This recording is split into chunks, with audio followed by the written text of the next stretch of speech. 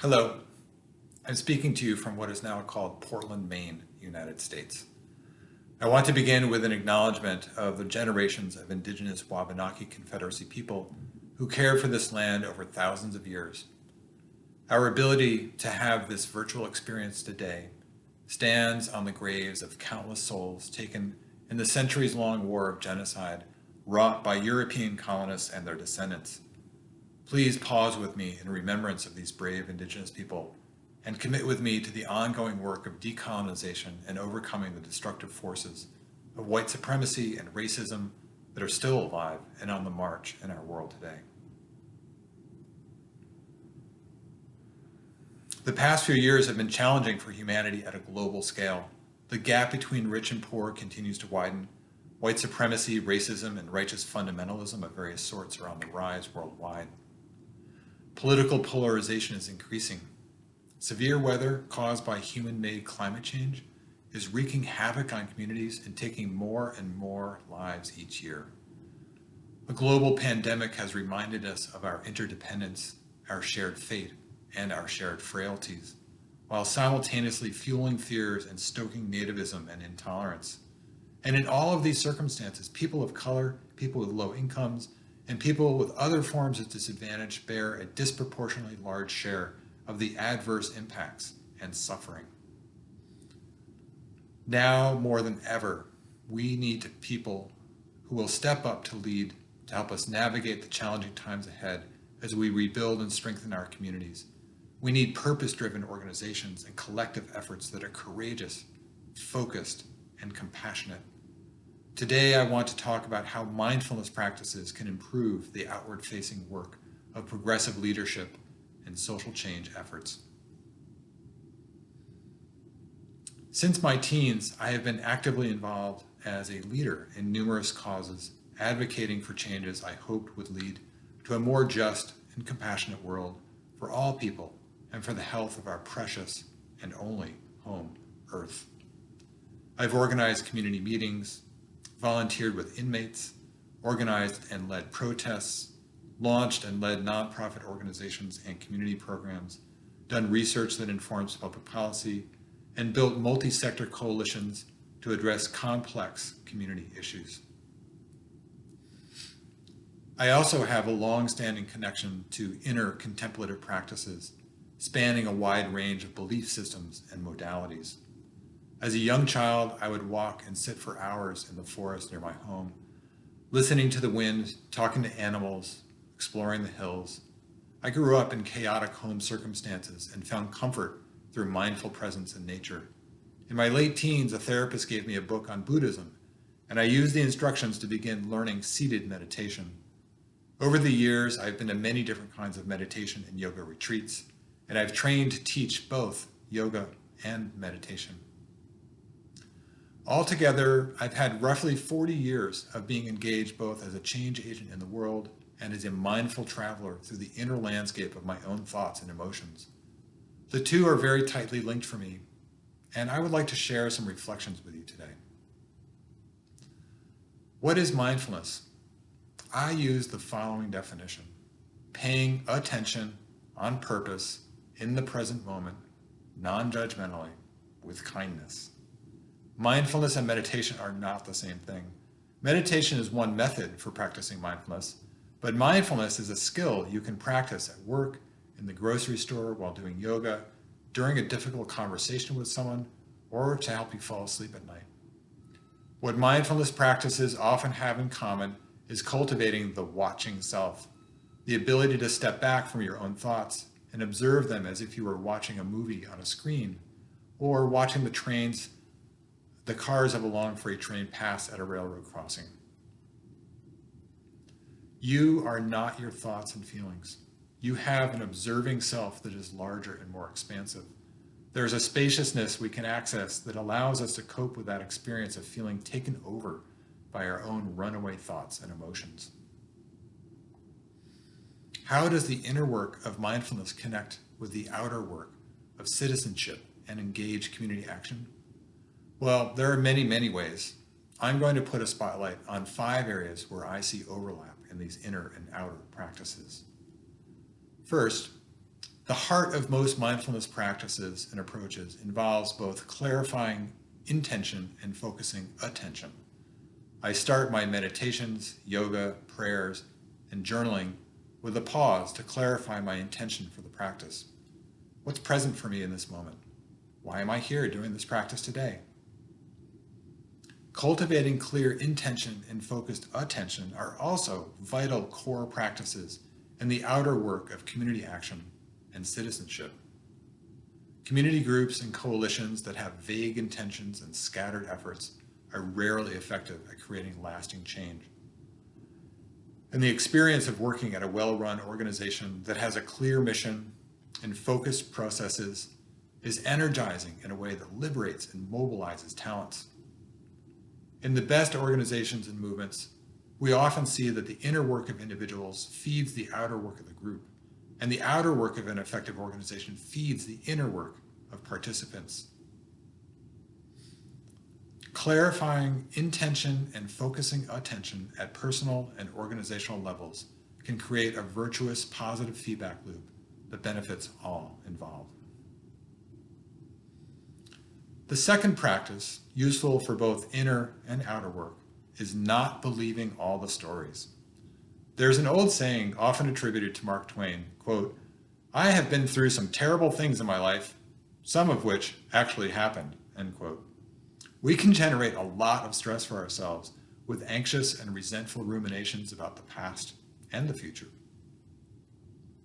As your mindfulness practice evolves, you get better at stepping back and observing your thoughts and emotions as they arise.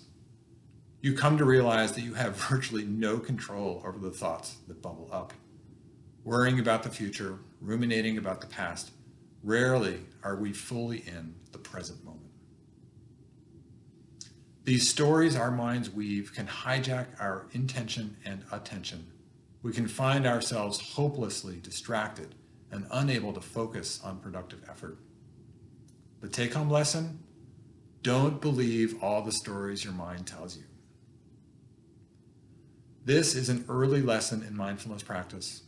It is also at the heart of most approaches to helping folks become aware of and manage their biases, their prejudices, and the various forms of unconscious privilege. Learning the skill of interacting skeptically, curiously, and kindly with our mind's stories is a vital form of social change practice. Cultivating compassion for imperfection is a third practice that is important for both inner work and outer community engagement efforts. Activists and change agents tend to be idealistic people. We dream of a better future for humanity, for our communities, for our families. We have high ethical standards.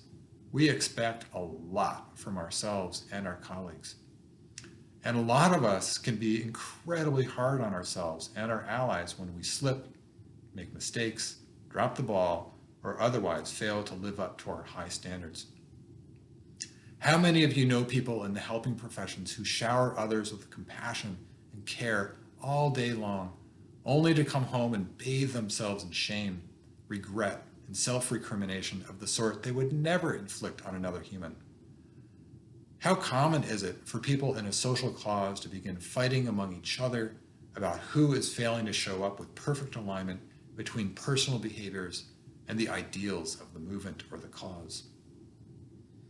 We have all marinated for decades in the very cultural and social conditioning we seek to change. Patriarchy, racism, ableism, homophobia, the belief that natural resources are limitless. The inner work of examining and overcoming that conditioning is the work of a lifetime. It is not a one and done undertaking. Learn to mistrust perfectionism when it arises in your mind and in your organization. Perfectionism is an enemy of both inner peace and effective action for individuals and organizations.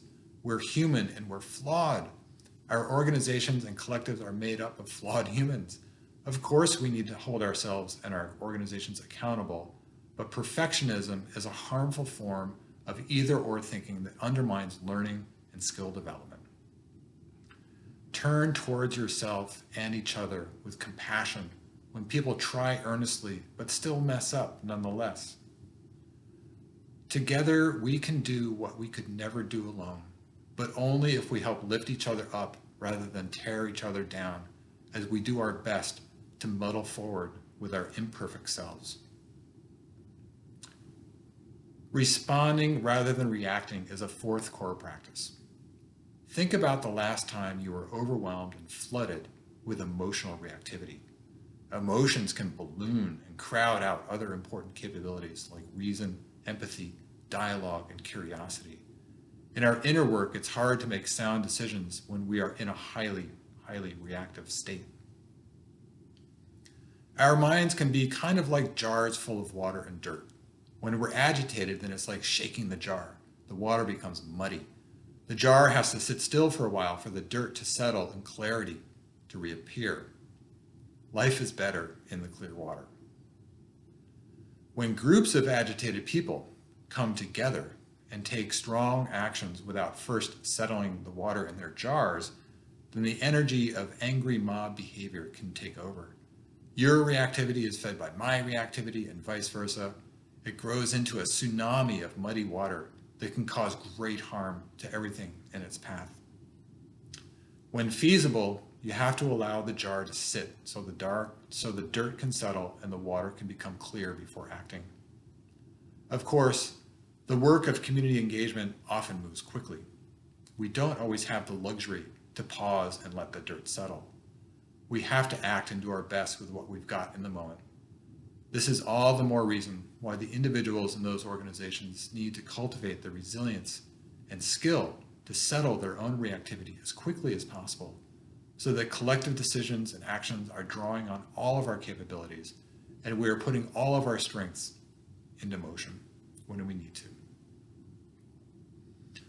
Last but not least, we come to befriending and loving as essential practices in both inner and outer work. Many activists and people in their communities are motivated by love of their community, their people, their planet, humanity. Love is a core motivation in many social movements, organizations, and collective action. And it's easy to lose sight of that when a lot of our work is organized as opposition to the efforts of other people. Many mobilization tactics revolve around fanning the flames of grievance and righteous anger. And social change work almost always involves power struggles and conflicts. Given that, how do we remain in touch with the power and motivation of love while being warriors for justice in the arena of community work? There's no simple answer. It's one of those questions we need to inhabit and let live through us on a regular basis. Cultivating self-forgiveness, self-compassion, and self-love have been among the most difficult inner practices I have personally attempted. I care deeply about others and am always helping folks with various struggles. When I first got into treatment for my eating disorder many years ago, someone suggested I should focus less on helping others and begin to work on learning to love myself. I was profoundly uncomfortable at the thought that I might have to extend the love, compassion, and kindness to myself that I so easily generate for others. Loving myself seemed like a goal too far away to ever reach. So I began with this idea of befriending myself and began taking baby steps to just be kinder to myself in small ways. Anyone can do this, including you. Dear fellow travelers, now more than ever, the world needs organizations and people that are mindful on purpose, doing both the inner work and the outer work that is the necessary foundation for a world that is more just, peaceful, and loving. The future of humanity, and indeed all life on Earth, is calling to us to lean into these challenges and to lean on each other. I have a deep, deep faith in each of you. You are strong, you are resilient, you are capable of love, grief, change, and growth. We come into the world with these capacities, and then they get buried as we marinate for years in toxic, disempowering cultural messages and traumatizing experiences. But we can reclaim these innate powers by cultivating mindfulness on purpose and weaving it into the collective action we pursue together to change the world. You are each made of stardust that is billions of years old. You are each a living miracle of creation. May you be happy. May you be at peace. May you experience increased capacity for clear intentions and focused attention. May you be both courageous and compassionate in relationship with yourself and with others. May you experience a growing capacity for loving yourself and others. Peace and gratitude. Peace and gratitude.